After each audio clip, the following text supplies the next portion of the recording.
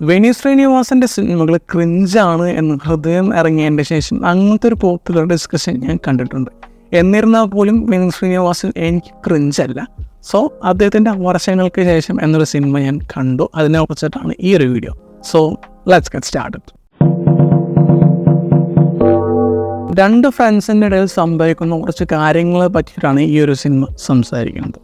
ഈ ഒരു സിനിമയുടെ മെയിൻ പ്രത്യേകത എന്താണെന്ന് വെച്ചാൽ ആ നറേറ്റീവ് നല്ല രീതിയിൽ ചെയ്ത് വെച്ചിട്ടുണ്ട്. എന്ന് വെച്ചാൽ ഇപ്പോൾ ഭയങ്കരമായ സ്റ്റോറിയാണെന്നൊന്നും പറയാനില്ല, പക്ഷെ ചെയ്യാനുള്ള കാര്യം നല്ല നീറ്റായിട്ട് തന്നെ ചെയ്ത് വെച്ചിട്ടുണ്ട്. എവിടെയും ബോറടിപ്പിക്കുന്ന പോലത്തെ അങ്ങനത്തെ ഒരു ഫീലൊന്നുമില്ല. ഒരു ഫ്ലോയിൽ അങ്ങോട്ട് കണ്ടുപോകാം എന്നൊരു രീതിയിൽ പോകുന്നത് കൊണ്ട് എനിക്ക് പല സാഹചര്യങ്ങളിലും ഈ സിനിമ നല്ല കൺവിൻസിങ് ആണ് എന്നുള്ള ഫീലൊക്കെ തന്നിട്ടുണ്ട്. പിന്നെ നല്ല മ്യൂസിക് ഉണ്ട്. അതിപ്പോൾ BGM ആണെങ്കിലും സോങ്സ് ആണെങ്കിലും കൊള്ളും. വേരിയസ് ആർട്ടിസ്റ്റുകൾ ചെയ്തിട്ടുള്ളൊരു വർക്കാണ്, ഒറ്റ കമ്പോസറിൻ്റെ അണ്ടറിൽ നിൽക്കുന്നൊരു വർക്കല്ല ഇത്. എന്നിരുന്നാൽ പോലും എല്ലാവരും ചെയ്ത് വെച്ചിട്ടുള്ള മ്യൂസിക്കും സോങ്സും ബാക്ക്ഗ്രൗണ്ട് സ്കോറുകളാണെങ്കിൽ പോലും എല്ലാതും കൊള്ളാം. നല്ല രീതിയിൽ അതൊക്കെ ചെയ്ത് വെച്ചിട്ടുണ്ട്.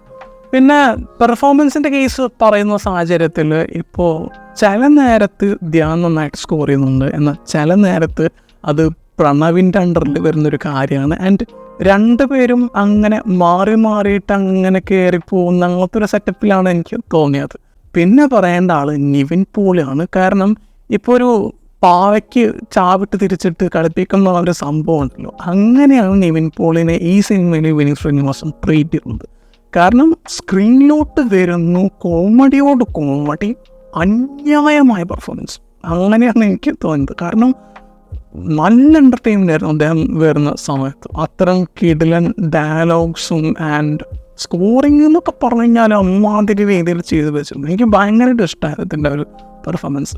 പിന്നെയും പറയേണ്ട നല്ല പെർഫോമൻസുകളുണ്ട്. അജു വർഗീസ് കൊള്ളാമായിരുന്നു. പിന്നെ നീരജ് മാധവ്, ബേസിൽ ജോസഫ്, അങ്ങനെ കുറേ നല്ല പെർഫോമൻസുകളൊക്കെ ഉള്ള കാരണം കൊണ്ട് ആ ഒരു കേസിൽ ഈ സിനിമ നല്ല ബെറ്ററാണ്. അങ്ങനെയൊക്കെയാണ് എനിക്ക് ഫീൽ ചെയ്തത്. അപ്പോൾ ഈ പറഞ്ഞ പോലെ മൊത്തത്തിൽ നല്ല രസമായിട്ട് ഇങ്ങനെ കണ്ടിരുന്നു പോകാൻ പറ്റുന്നൊരു സിനിമയാണ് വർഷങ്ങൾക്ക് ശേഷം. എനിക്കൊരു അബവ് ആവറേജ് എക്സ്പീരിയൻസ് തന്നിട്ടുണ്ട്. ഓക്കെ, അപ്പോൾ മറ്റൊരു വീഡിയോയുമായിട്ട് പിന്നെ വരാം. Bye guys.